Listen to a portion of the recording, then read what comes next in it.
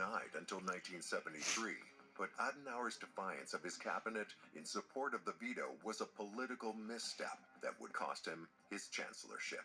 With a politically incapacitated Konrad Adenauer, the men of Le Cirque face Anglo-American diplomatic omnipotence. What you have in the later 1960s is a shifting in some of the key political European plates. Adenauer dies in 1967. The Christian Democrats lose their ascendancy. They're replaced by the Social Democrats. The Social Democrats have a more conciliatory approach towards what's going on in East Germany. And they're a more socialist political party. Likewise in France, this is the end of the de Gaulle era and also a move to the left. Konrad Adenauer never sees the reunification of East and West Germany, and at 78 years of age, Antoine Pinay is aging out of his leadership role. But Le Cercle is far from dead yet. With Jean Villay at the helm and new members, Le Cercle will reach new levels of power. In the Cold War, it wasn't just about ideological hierarchies. It was about the networks that facilitated them. Any network worth its salt adapts, morphs, changes with the times. And that meant crossing national boundaries. Starting in the late 1960s, Le Cirque opens membership to conservative leaders from its former economic and diplomatic rivals, the United States and Great Britain. At this point, we start to see some big American names taking part in Le Cirque meetings. David Rockefeller, Henry Kissinger. In fact, Kissinger is known to have attended a Le Cercle meeting in Rockefeller Plaza in July of 1969 and another in Bavaria in December of 1970. Eventually, even Richard Nixon himself attends the Cercle meeting. We also see the addition of CIA and former CIA agents. Clearly, the Americans are now taking the Cercle meetings quite seriously. From the United Kingdom, Le Cirque invites a number of members of the Monday Club. The Monday Club is a political grouping on the right of the Conservative Party. They were traditionally anti-immigration. In particular, they were anti-further immigration from the colonies. The club opposed the decolonization of Rhodesia and were supportive of South Africa's apartheid government. Apartheid is a very complex system of racial discrimination. There were different acts, most of them coming in the 1950s, that were designed to fundamentally divide populations based on race, principally blacks and whites. It leads to tremendous political and economic discrimination against blacks. What it produces is black activists who later form the nucleus of the African National Congress, the ANC, the most famous leader of which is Nelson Mandela. They begin protesting in the 1950s. One major protest in a place called Sharpeville in 1960, where protesters against apartheid laws are ruthlessly gunned down by South African police and military. Several hundred are killed. And it draws the question of South Africa's horrible racism into an international context. In 1972, the United Nations determines that apartheid is a crime against humanity and suspends South Africa from the UN General Assembly. But while most of the Western world is turning its back on South Africa, Le Cirque is inviting them to the table. Unlike members from other countries who are hand-picked by Le Cirque, the South African government is allowed to choose its own delegates. Foreign Minister Pik Botha and senior officials from South Africa's Department of Foreign Affairs. These new members shared Le Cirque's concerns about the continent of Africa's emergence as a new front in the Cold War. You have a lot of colonies of Germany and France and Britain that have fallen, and now they are susceptible to new ideologies. The Soviets are trying to gain influence through both financial aid as well as through military support. Members of Le Cirque feared that groups like the African National Congress were influenced by, if not controlled by, communist ideas. With that in mind, they wanted to maintain the regime. The American and British governments are up to their necks in it, helping arm South Africa so that we can win the proxy war. But it's embarrassing, it's dirty, and it's unpopular.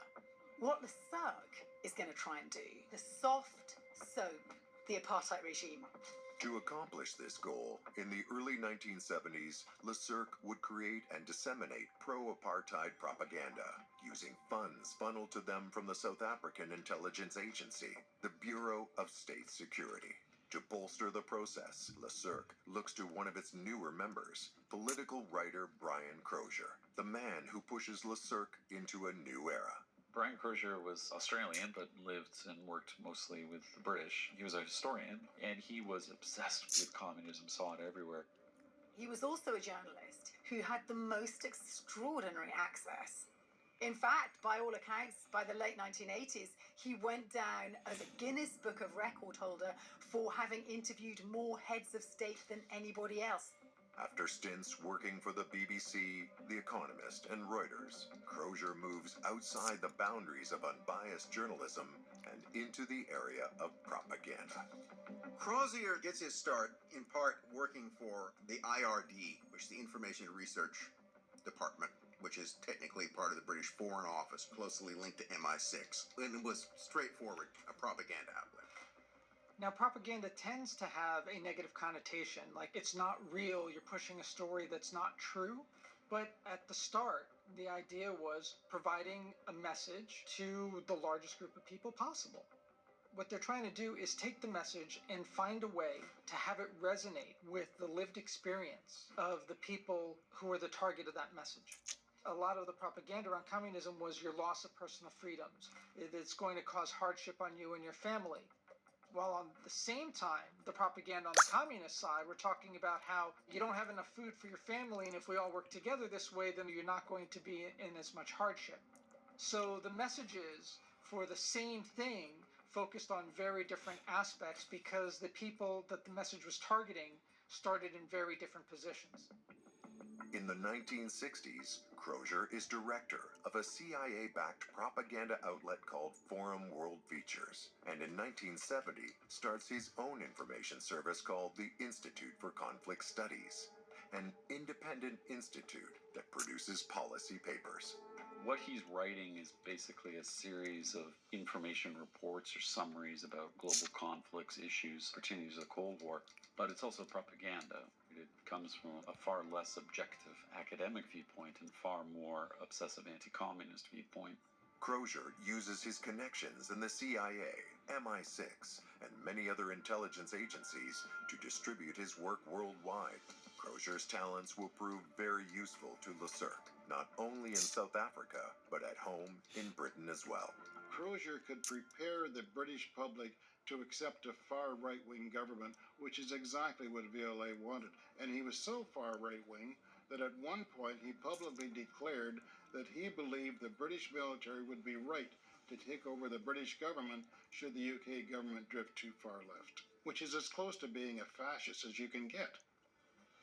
In the 70s and 80s, LeCirque numbers swell to more than 80 as they gear up to face off with a communist threat that has been growing steadily since the end of World War II.